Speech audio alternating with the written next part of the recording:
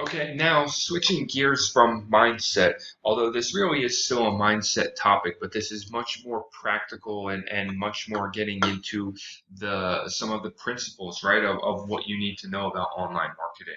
And market research is by far one of the most important principles that I can stress. All right. Real brands, real businesses, real success is built on market research. All right. And I'm actually going to have this market research theme threaded throughout the entire training and the entire academy. But this is going to be a quick module, a quick lesson here, just to explain the concept of market research and give you some really good insight on how you can start identifying what the market wants, right? Because identifying what the market wants, understanding consumer trends, that's how you're going to be in a better position to build a brand and to be able to sell things and stay ahead. All right. Now, it's important to note that market research and niche research are not the same thing. Okay. Market research is about looking for trends in a marketplace and understanding the consumers. Okay. And I'm going to explain this more in depth. So just, like niche research is when you're focused on that single target market to identify the characteristics and behaviors of that audience. All right, so they're different. Niche research is actually like a subset of market research because at market research you're just looking at a broad level, right? You're trying to understand like online shopping trends, and you're looking for new trends of certain marketplaces that might be coming up, or what people might be looking for, starting to search for, or wanting to buy, right? Once you identify something within a market, that's when you start doing niche research, and you're taking your target market and identifying the actual audience characteristics and the behaviors, because that's going to help you start narrowing in on your marketing message and your unique angles and those types of things. So I want to talk about market research in two ways, okay? Spotting trends and market gaps. Spotting trends and riding the wave. So this is the idea of looking for early warning signs of consumer trends. All right, because what most people are doing out there right now in e-commerce and in this whole drop shipping and print on demand world is they're looking what people are already selling or what's already being done, and they're trying to emulate that. They're trying to copy that. And I don't think there's anything wrong with that as a starting point. But that's a really difficult model, right? It's a really difficult model because this is a very ever-changing market.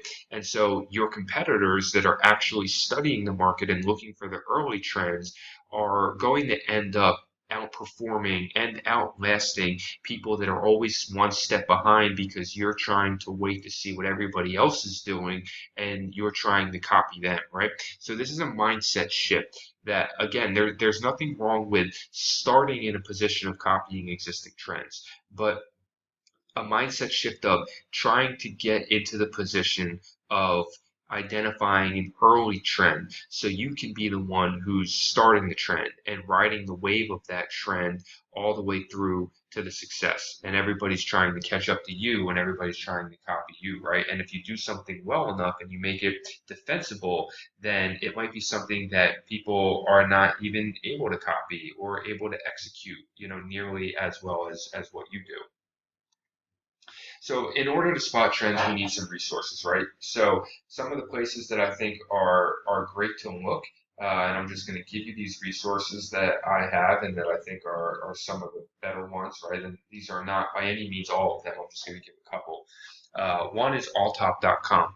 So alltop.com is a place that curates trending articles from all around the internet, right? So you can see they have different categories, and the one that I've highlighted in here, this is a screenshot from a couple months ago when I originally created this training, but it's still relevant because this all top is still there, and these categories are there, and these articles are constantly updated like every day. So anyway, this one that I have an example of is 5 essential travel tech gadgets for your next trip. So this is a trending article right now. And what this gives us an idea, right? The travel niche is a big niche. So if you're in the travel niche or you have a travel store, then coming here and seeing that article could give you a really good idea of what type of gear and what type of tech are the things that people are looking for, right? So it can give you an idea of what you should be focusing on, a new category or a new product selection that might be the next big thing that everybody's starting to look for. Okay, so all top, not every article is going to be relevant, but this is a great place that you can come find ideas because it's based on trending stuff that's happening around the internet. Trendhunter.com.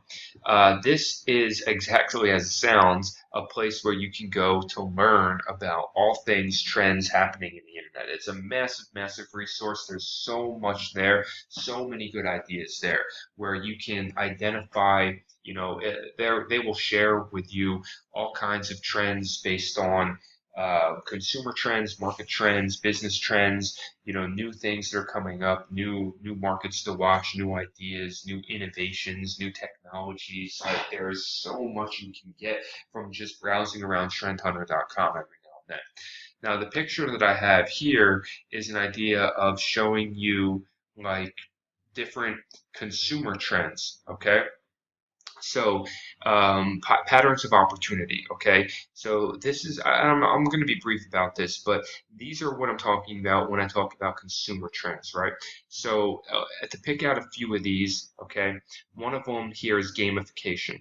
Gamification is a big consumer trend on online shopping right now. Even in online loyalty, like keeping something loyal to your brand, gamification works so well because it makes the experience more enjoyable. Okay, and so what do I mean by that? Gamification could be a loyalty program where people collect points, based on different things they do, where they get access to certain things based on the longer they've shopped or the more they've bought. Or you have a dashboard for them where you check, like for example, Papa John's has a really good one where they have for every when you order from them, they will give you points. Based on those points, they have a virtual pizza pie, right? That's split up into like 12 slices or something. Based on collecting points, you'll get a slice of the pie. Once your entire virtual pizza is filled up with all the slices of pie, you win a free pizza, right? Um, there's a lot of examples of this on stores right now. A lot of stores are using these spin the wheel apps, right? And so it's a gamification element on a store that keeps people more engaged. They spin the wheel to try to get a discount. You collect their email, and it's just an experience that can add more to the site. And there's a lot of types of gamification out there, but that's just an example, right? That's a consumer trend, something that you can look at as an opportunity to make your brand better and more relevant with your audience. Okay. Another example we'll talk about is personalization. Personalization is a big movement right now in online shopping. People want items personalized to them. This is one of the reasons that print on demand is such a fantastic opportunity because when you're doing print on demand, you can build a store specifically, say, for nurses, and then you can sell items and designs on t-shirts that are all about nurses and all about the nurse culture and all about designs that celebrate or have funny different things that again it's focused on nurses. It's very personalized to them.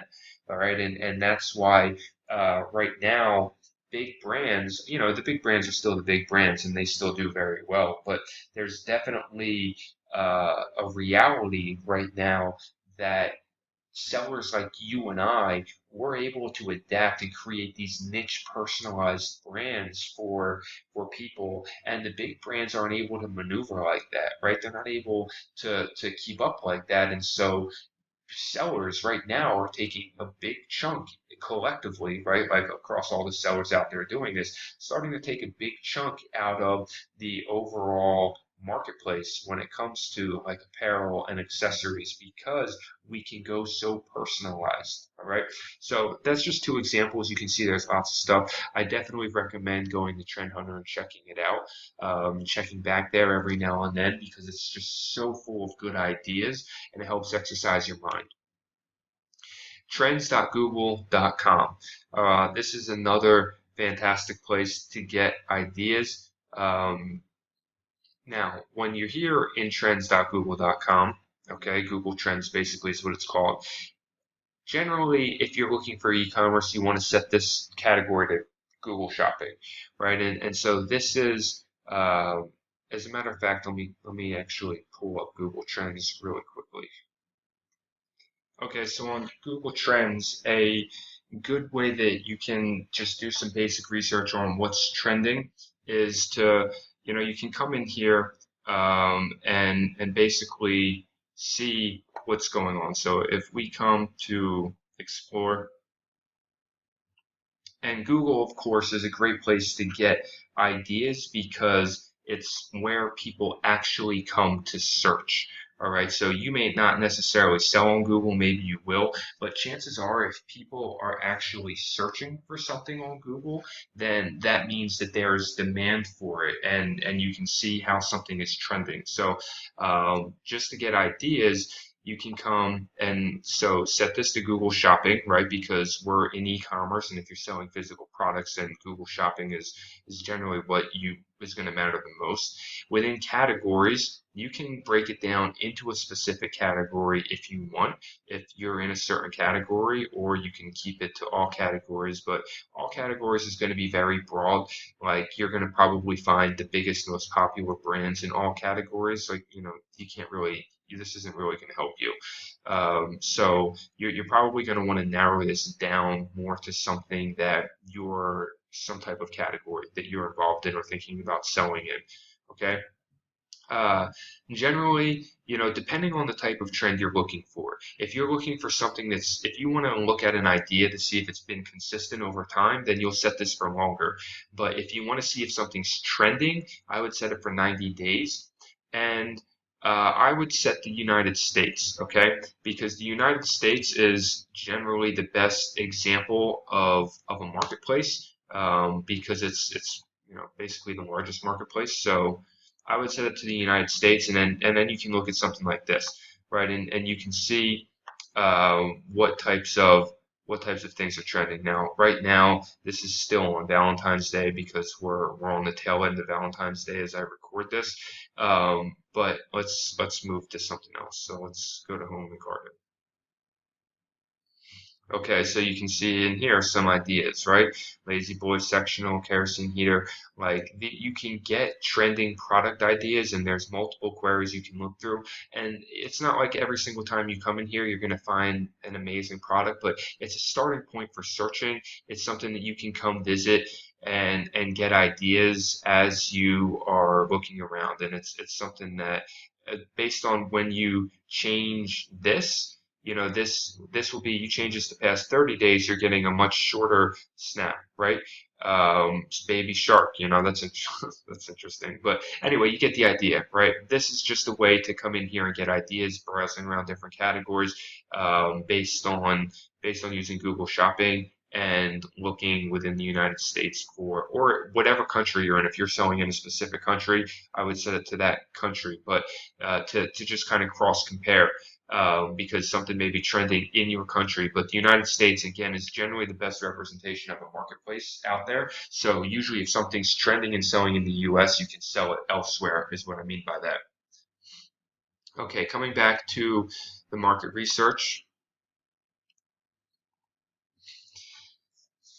This is an ongoing process, right? And that's why I said that it's not necessarily that you're just going to go to one of these sites and the very first time you look at it, you're going to find some kind of amazing idea. Okay, it's an ongoing process, and it requires that you're constantly looking, and the marketplace is always evolving. You need to remember that your competitors are always going to be looking, and even if in the sense that you don't have a direct competitor, everybody's your competitors, right? You're trying to build something and you're trying to be successful, and everybody, the people that are out there that are doing the market research or have teams or people that are doing market research for them, they're the ones that are staying ahead of the trends. They're the ones that are helping, move the marketplace. So you want to shape your brand, and this is really the key point here, I think, is that You want to shape your brand in a flexible way that can move and adapt with new trends as they happen.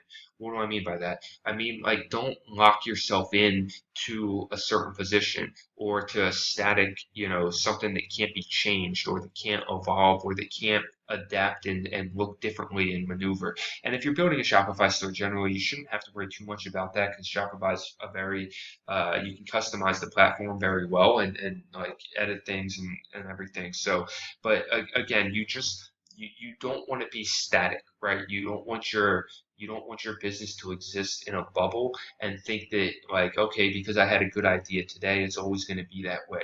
You constantly want to be looking at consumer and market trends and thinking about how this could affect your niche or how it could give you an edge if you get out ahead of a trend or you introduce something to your audience that you see from another industry or something selling here or there.